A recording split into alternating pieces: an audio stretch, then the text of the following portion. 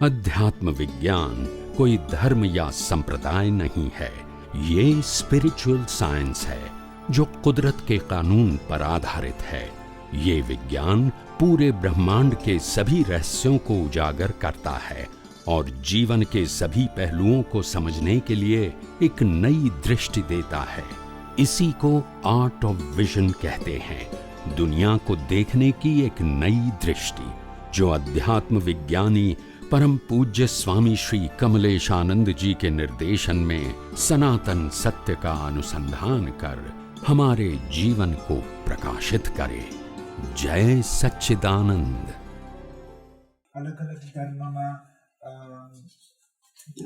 अलग अलग धर्म में मृत्यु विषय जुदू जुदू હોય છે, પણ વેદાંતમાં કહે છે કે આપણા પરિવાર પિતૃલોકમાં જાય છે અને લાઈક અમારા મધર અને એમના સાસુ અને પછી એમના સાસુ બધા ત્યાં 3 પેઢી નિવાસ કરે છે ત્યાં પિતૃલોકમાં। અને મારે આની પાછળ સનાતન સત્ય જાણવું હતું કે કેવું હોય છે। આ તો બધી બિલીફ છે. It is totally a belief. It's a religious, relative belief, and it's a totally social. Religious પણ ના કહેવાય, પણ એને સોશિયલ કહેવાય. સોશિયલ કેટલાક માને ને કેટલાક ના માને. It is not for all. હિન્દુમાં બધા માને છે એવું જરૂરી નથી. ખ્યાલ આવી ગયો ને? પણ એનીવે એટલે આ સોશિયલ છે, સામાજિક ક્રિયાઓ. પણ ખરેખર કશું ફેક્ટ નથી, કશું ખરેખર શું થાય છે પછી? કશું જ નથી. મૃત્યુ એટલે નવા શરીરમાંથી જૂનું શરીર પ્રાપ્ત કરવું, એનું નામ મૃત્યુ. ઓલ્ડ બોડીમાંથી ન્યૂ એન્ડ ફ્રેશ બોડી પ્રાપ્ત કરવું ફ્રોમ ધ નેચર, એનું નામ ડેથ. મૃત્યુ એ કઈ દુઃખ નથી. દુઃખ માનીએ છે કારણ કે જેને મારું મારું માન્યું તે મૂકીને જવાનું છે માટે દુઃખ છે. એકચ્યુઅલી મૃત્યુ એટલે શું કે ઓલ્ડ બોડીમાંથી ફ્રેશ બોડી મળવું ફ્રોમ નેચર. કારણ કે ઓલ્ડ બોડી પણ કુદરત જ આપેલું ને ફ્રેશ પણ કોણ આપે છે? એનું નામ જન્મ છે ને આત્મા તો તેનો તે જ છે. This birth or previous birth or next birth, આત્મામાં કે ફેરફાર થાય છે નહીં. પણ મૃત્યુનો ડર જે માય માન્યું હતું એ છોડવું પડે છે, એનો ડર છે. માટે કીધું my is a relative truth and I is a real truth, but I is a capital, not relative truth. I, big I, capital I, like I am તો પછી બોડી છે, હું ના હોઉં તો બોડી હોય? I am તો પછી રિલેશન છે, હું ના હોઉં તો રિલેશન હોય? I am તો કે એસેટ છે, હું ના હોઉં તો એસેટ્સ હોય? ના હોય. તો બધું મારા કારણે છે ને આપણે એવું માને છે કે હું આ બધાના કારણે છું. બસ આ જ્ઞાન છે.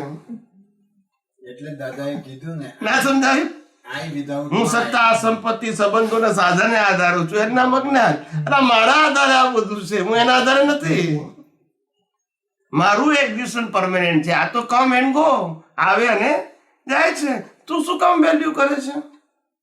વેલ્યુ કરે છે એ તો તારું અજ્ઞાન છે, એ તો રાજ્ય છે ને મરણ સમયનું દુઃખ છે.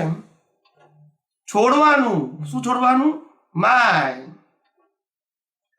આજ ગાઢ આ મોહ એટલો બધો ગાઢ થઈ ગયો તો એના આધારે આ વિજ્ઞાનનો ઉપયોગ કરવામાં મુશ્કેલી થઈ ગઈ. તો બહુ જ હજુ એ મોહ રડાવે છે. હા, એટલે મારો કહેવાનો મતલબ, એટલે આપણે હજુ તો મેં કીધું ને, આ વિજ્ઞાન સમજવામાં બહુ જ ડીપ અને શાર્પ જવાની જરૂર છે, ઇન્ટરેસ્ટ લેવાની જરૂર છે બહુ જ. એને નોલેજના ફોર્મમાં ના લો, એને એક્સપેરિમેન્ટ અને પ્રિન્સિપલને પહેલું એને પ્રિન્સિપલ સમજો અને પછી એક્સપેરિમેન્ટ ફોર્મમાં એને બિહેવ કરો.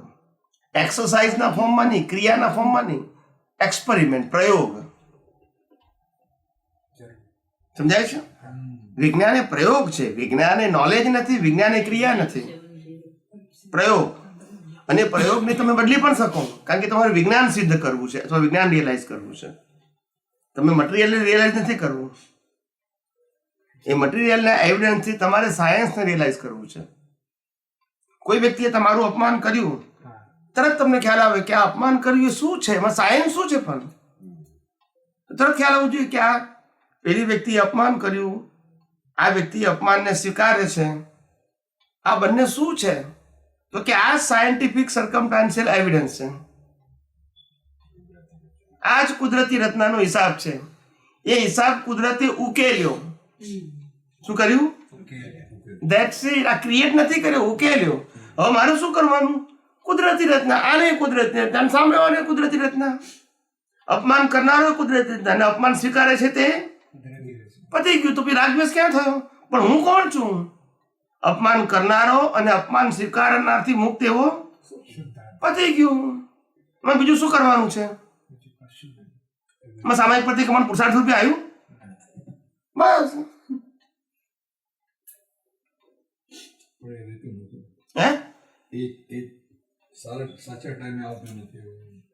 એવું છે કે આવે છે કે નથી આવતું એ આપણા ઇન્ડિવિડ્યુઅલ મેટર છે, પણ આપણને હોવું જોઈએ એ તો છે ને. તો વન ડે વી અચીવ. એક દિવસ આપણે પહોંચી શકીશું જો આપણે પ્રાપ્ત કરવાની તમન્ના હશે, તો રિયલાઇઝ કરવાની તમન્ના હશે તો પહોંચીશું. કેમ નહીં પહોંચીએ? ખ્યાલ આવ્યો? हम होंगे कामयाब एक दिन. पूरा है विश्वास, मन में है विश्वास. हम होंगे कामयाब एक दिन. क्यों नहीं होंगे? જ્યારે અમને વિશ્વાસ છે તો કેમ નહીં થયા? ભલે ગમે એટલી મુશ્કેલી આવે, ગમે એટલા બમફેડ આવે, ગમે એટલા ઓપ્ટિકલ્સ આવે, પણ એક દિવસ સક્સેસ થઈશું. થઈ શકે ભૂલો, પણ તેથી મારે ગોલને ચેન્જ કરવું નથી. આવે મુશ્કેલી, આપણે ના નથી કહેતા કે ના આવે. We are the human right now. અત્યારે આપણે સંપૂર્ણ પ્રમાણે મન વચન કાયાથી મુક્ત થઈ શક્યા નથી. દેહાધ્યાસ સંપૂર્ણ ખલાસ થઈ ગયો નથી. એટલે આવું બધું આવવાનું એ જ બમફેડ છે આપણા. પણ એક દિવસ આપણે કામયાબ થઈશું. Because we are on right track. We are on Right track. That's the main thing. We are on a right track and still we are walking on a right track. One day we reach our place. હવે આ right track પર આપણે આ જનરેશનના જે છોકરા છે એની વળી પાછું માળ આવી ગયું એમાં. બોલો, વાંધો નહીં. એ પણ એ સમજે, પણ હવે એ લોકોને ગુજરાતી ભાષા પર મારા છોકરાને વાત કરું છું, એટલી ગુજરાતી ભાષા પર સમજવાની એટલી કમાન નથી. પણ તમે લોકો સમજાવો ને. હા, તો એમને સમજાવો. આપણું સાયન્સ કેવું છે ને, we are not talking about religious and rituals, no gods and gurus, no mantra and mandir. We are talking only spiritual science on base of law of nature. તો બાળકો નહીં સાંભળે? That's it. તમને કોન્ફિડન્સ હોવો જોઈએ કે આપણે યુનિવર્સલ ટ્રુથની વાત કરીએ છીએ. We are not talking about any religion. આપણે નથી કહેતા કે તમે રામને ફોલો કરો, કૃષ્ણને ફોલો કરો, મંદિરમાં જાઓ, મંત્ર બોલો કે રિચ્યુઅલ્સ કરો. આપણે એમ કે યુનિવર્સલ ટ્રુથને સમજો. નહીં, બરાબર છે. તો યુનિવર્સલ ટ્રુથને કોણ ચેલેન્જ કરશે? સ્લોલી અને સાઉન્ડલી they try to understand. કારણ કે આમાં મારું તારું છે જ નહીં, ગુડ બેડ છે જ નહીં. It is fact.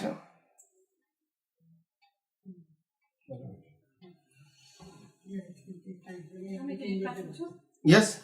એવું સાંભળ્યું છે કે તમે કોઈ વ્યક્તિ દુનિયામાંથી જતી રહી છે, એની પાછળ તમે બહુ રડો કે તમે વિલાપ કરો, તમારા વાઇબ્રેશન એ જીવને પહોંચે છે અને એ જીવ ત્યાં અપસેટ થાય છે કે દુઃખી થાય છે. એટલે તમારે એની પાછળ ન રડવું, એવું શાસ્ત્રોમાં બધી કીધું છે. એની પાછળ સાયન્સ શું કામ સમજવું આપણે? એટલે વ્યવહારથી તમને એવું કહેવામાં આવે કે એમને પહોંચે છે તો જ તમે ના કરો ને. તમને પહોંચે છે તો મારે વાંધો છે, મારું જે થવાનું હોય થાય. તમને એમ કે અત્યારે મારા ફાધર એક્સપાયર થઈ ગયા, એના પછી દાન દક્ષિણા કરીશ તો એમને પહોંચશે, તો કરીએ ને આપણે. પણ તમને એમ કે એમને પહોંચતી નથી, તમારે કોણ કરે કરીશું, અત્યારે શું ઉતાવળ છે? એ વાત કરી કે આ સેમ સાયકોલોજી છે. એમ કહે તો પછી અહીંયા લોકો ઓછા દુઃખી થાય. એમ છે કે ના, આપણે એ લોકો દુઃખી નથી કરવા કે જે અહીંથી ગયા છે, એમ કરીને આ લોકો એમ કે એ ઓછા દુઃખી કરવા છે કે નહીં એ તો બરાબર છે. ભલે એક રિલેટિવ વ્યૂ પોઈન્ટથી કદાચ ઇટ્સ અ પ્રેઝન્ટેશન સાચું હશે, વ્યવહારથી હું ના નથી પાડતો, પણ સાયન્સમાં કશું જ નથી. તમે દુઃખી થઈને તમે જે આર્તનાદ કરો છો એનું રિઝલ્ટ તમારે જ ભોગવવાનું છે. નિમિત્ત ભલે એ હોય પણ એ નિમિત્ત માટે રિસ્પોન્સિબલ નથી, because the person is not alive. જ્યાં સુધી લાઈવ હોય ત્યાં સુધી રિસ્પોન્સિબલ હોય. પછી તો તમારી મિસ્ટેક વન વે છે. આજે રામને યાદ કરીને તમે રાગ કરો તો રામને પછાવવું પડે, એ બોલતા નથી તો કેમ તમને સમજણ નથી પડતી? This is your individual mistake now. It is not two way mistake, it is a one way mistake. You suffer one way in a next birth too. જ્યારે વ્યક્તિ સામસામી છે ને સામસામી હિસાબ બાતો છે ત્યારે it's okay, it's a two way, otherwise one way. પણ આ લોકોએ સાયન્સ નહીં, આ લોકો રિલેટિવ સત્યની વાત કરી કે તમે દુઃખી થાવ તો એને દુઃખ ત્યાં પહોંચે, એના વાઇબ્રેશન્સ પહોંચે. આવું કંઈક કહો એટલે તમે દુઃખી ના થાવ. માનો કે એક્સપાયર થઈ ગયા એટલે આપણો હિસાબ ત્યાં શું થઈ ગયો? હું મારા પોતાની વાત કરું, મારા મધર જ્યારે એક્સપાયર થઈ ગયા, મને આંખમાંથી ક્યારે આંસુ નથી આવ્યા અને શોકની કોઈ ફિલિંગ નહીં. As a normal person at that moment and whole પ્રોસેસમાં, આ મધરની હોલ પ્રોસેસમાં હું બિલકુલ નોર્મલ હતો, like I finish the formality. પણ જ્યાં સુધી મધર જીવતા હતા, I am very sincere to serve him. હું સેવા આપવા માટે બિલકુલ સિન્સિયર હતો as a son. I am not talking about as a duership, but as a son તરીકે મારી બિહેવિયર હતી. મેં ક્યારે એવું નથી કહેતો કે હું આપતો પુત્ર છું. મેં દીકરા તરીકે સેવા કરી કે આ મારા મધર છે, ને દીકરો મધર તરીકે મધરની સેવા કરે છે. It's okay, it is not a big thing, it's a part of my life. પણ જેવા એક્સપાયર થઈ ગયા, now she is not my mother, it is a body of mother. Now I finish the formality. It is not better to cry, it is meaningless. Of course feeling હોય હ્યુમનને, હું ના નથી પાડતો, પણ ઇટ્સ અ રોંગ બિલીફ.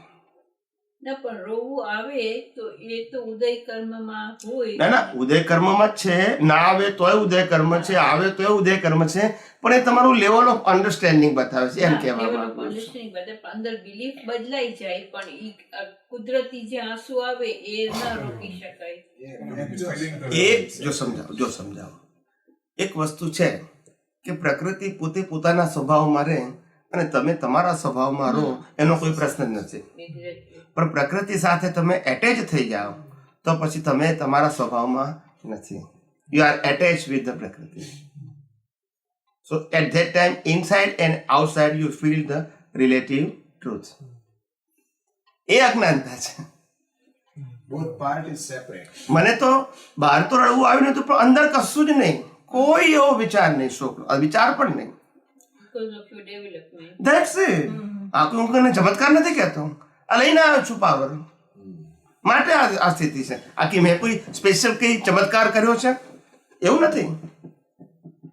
પણ ધીમે ધીમે આપણે બધાએ રિલેટિવ સર્કમસ્ટાન્સીસથી, રિલેટિવ અવસ્થાઓથી પોતાના જ્ઞાન દર્શનને મુક્ત રાખવાનું છે. That's your power, that's your development, that's your strength and that's your confidence. અને એ જ કોન્ફિડન્સથી આપણે આગળ વધવાનું છે. આ રિલેટિવ કોન્ફિડન્સથી નહીં, રિયલ કોન્ફિડન્સ. આઈ એમ. દુનિયામાં લોકો શું લઈ લેશે? જે જવાનું છે તે જ લઈ શકે, બોલતા નથી. આ દુનિયામાં કોઈ પણ વ્યક્તિ શું લઈ જઈ શકે? જે આપણું નથી એ જ ને. હવે કહેવાય કે આપણું કેમ નથી કહીએ, આટલું મેચ કરીને ભેગું કર્યું તો કુદરત કહે કશું લઈને આવ્યા નથી, કશું લઈ જવાનું નથી. આ તું કે મેં મહેનત કરીને કમાયા, પણ મહેનતના સંજોગ કોણે આપે? મેં જ આપ્યા ને. બોલતા નથી. એમને પેલો ભિખારી કે મારે બી ચાર્ટર એકાઉન્ટ થાય, સંજોગ ક્યાંથી લાવે? સંજોગ પણ કુદરતે આપ્યા ને. Either you are success or unsuccess. પણ બધા સંજોગોમાં નેચર જ તમને હેલ્પફુલ છે ને. Nature will create the circumstances of suffering as per your previous birth cause. You are not independent in this world. Even the Lord Rama, Krishna and Mahavira also depend on circumstances. Yes or no? તો પછી તો એના ઉપરથી આ એક બીજો પ્રશ્ન આવે છે. તમે જે અવારનવાર એક્ઝામ્પલ આપો છો કે કોઈની નાના બાળકની માં ગુજરી ગઈ અને મોટાની ગુજરી ગઈ તો સફરિંગ મોટાને વધારે હોય અને નાનાને ઓછું હોય. તો હું એમાં નથી એવું એ સમજી શકતી, કારણ કે નાનો તો હજી નાનો છે, એ ક્યાં ઠોબા ખાશે, કોની પાસે મોટો થશે. મોટો તો મેચ્યોર થઈ ગયો છે, ત્યારે એને 2 મિનિટ કે 2 દિવસ કે 10 દિવસ સફરિંગ આવશે, પણ એ એની લાઈફમાં પડી જશે. તો આ તમે એક્ઝામ્પલ કેવી રીતે કહો કે મોટાને Right. સફરિંગ હોય? રાઈટ. જુઓ, તમારી પાસે 1 લાખ રૂપિયા 1 કરોડ રૂપિયાના શેર છે સ્ટોક માર્કેટના, ઓકે, અને બેંકમાં પડ્યા છે, બરાબર છે? બેંકમાં સ્ટોક માર્કેટના શેર છે, તમે અહીંયા કરીશો અને કંપની તો ચાલ્યા કરે છે. હવે આ કંપનીના પ્લસ માઇનસ થાય, એમાં એને શું થાય? ના, શેર્સ ને કઈ ન થાય, પણ શેરના માલિકને થાય. બસ આટલું જ છે કે because you believe it this is my. આ સમજાવું તમને. પેલો બાળક છે, હંમેશા સફરિંગ કોને કહેવાય? જો સમજાવું, 2 પ્રકારના સફરિંગ છે. એક ઓન ધ સ્પોટ સફરિંગ અને બીજું યાદ કરીને કરવું, એ અજ્ઞાન સફરિંગ કહેવાય છે. અજ્ઞાન સફરિંગને એ અજ્ઞાનને કારણે છે, એકચ્યુઅલ નથી. અને એટ એ ટાઈમ સફરને એકચ્યુઅલ સફરિંગ કહેવાય કે જે તમારા કર્મનો હિસાબ છે. તો બંનેના કર્મના હા, હિસાબે પણ એ બાળક ફીલ નથી કરતો, માટે હિસાબ હોવા છતાં એને સફરિંગ માઇલ્ડ છે. પણ because he is immature, તો એ તો કહું છું, પણ અહીંથી પ્રતિભાબેન શું કરવા માંગે છે કે મોટું થાય ત્યારે એને એટલે throughout the life, at least 20 વર્ષનું થાય ત્યાં સુધી ઠોબા ખાવાના, સફરિંગ, કોણ એને મોટું કરશે, એના નસીબ સારા હશે તો બરાબર રીતે ઉછરાશે. એવું જો તમે બીજું એક્ઝામ્પલ આપણે તમને વધારે ક્લિયર થાય કે 2 વર્ષનો બાળક હોય અને એને આપણે પાર્લેનું બિસ્કુટ અને ગોલ્ડનું બિસ્કુટ આપીએ તો કયું લે? હા, પાર્લેન લે. કેમ? એની વેલ્યુ જ નથી. એને વેલ્યુ પેલા પાર્લેની છે. હવે 25 વર્ષના છોકરાને આપીએ તો 1 મિનિટ તો કયું લે? હા, એ તો ગોળનું જ લે ને. હવે 25 વર્ષનો છોકરો પણ પાર્લેનું લે તો immature કહેવાય. તો એને જ્ઞાની કહેવાય. Immature કહેવાય ને. જ્ઞાની કહેવાય. સમજવા છતાં મોહ નથી, એનું નામ તો જ્ઞાની તો પણ બિસ્કિટ ઉપર તો મોહ થયો ને. નથી. એ તો ફૂડ છે એનું. એ શું છે? It's a food. મોહ નથી, it's a necessity. Gold is not necessity, but the food is necessity for body. કેમ તમે ભૂલી જાઓ છો? Food is required for the body. Gold is not required to survive in this world. Yeah, not at that moment, but Any moment is not required. gold will survive him for years and years if he sold it. એ આપણે એવું માનીએ છે. બાકી gold એવું કહે છે કે હું સર્વાઈવ રહીશ ને તમે ઉપર જવાના જ છો. હકીકત છે ને. એટલે હજી આ મને જે મધરનું એક્ઝામ્પલ આપો છો ને એમાં ઘણી વાર વિચાર આવે ને એ નથી બેસતું કે બીકોઝ આઈ હેવ સીન કે નાના છોકરાઓ જે તરફડિયા મારે મા માટે ને જે ગુજરી ગયા હોય ને ફિલ્મમાં જોયું હોય કે રિયલ લાઈફમાં, એવું મોટાને ના થાય એમ. એટલે એટ ધેટ મોમેન્ટ ઇવન ઘણું સફરિંગ હોય.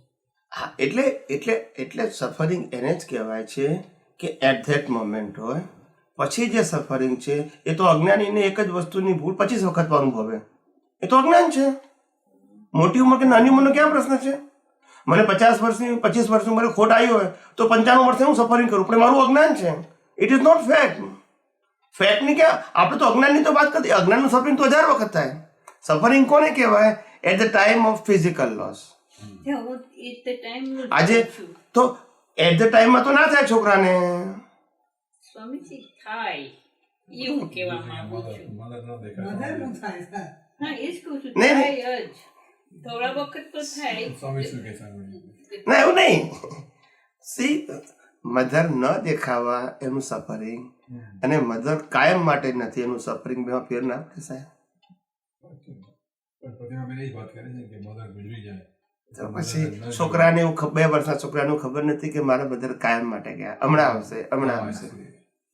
હેલો, પેલાને તો ખબર જ છે કે ગયા એટલે શું, એનું એ મિનિંગ જાણે છે એટલે સફર કરે છે. નાઉ સી ઇઝ નો મોર. એ રીતે ફીલ કરે છે. પેલો નો મોર નથી કહેતો એ કઈ ગયા હશે, જો આવશે, અત્યારે નથી. એનું ક્રાઇંગ ઇઝ અ ટેમ્પરરી. ખ્યાલ આવી ગયો? કારણ કે એનું સફરિંગનું લેવલ છે ને, એનું અન્ડરસ્ટેન્ડિંગ વેરી સ્મોલ છે, તો સફરિંગ એ સ્મોલ છે. એનું અન્ડરસ્ટેન્ડિંગ વાસ્ટ છે, તો સફરિંગ એ વાસ્ટ છે.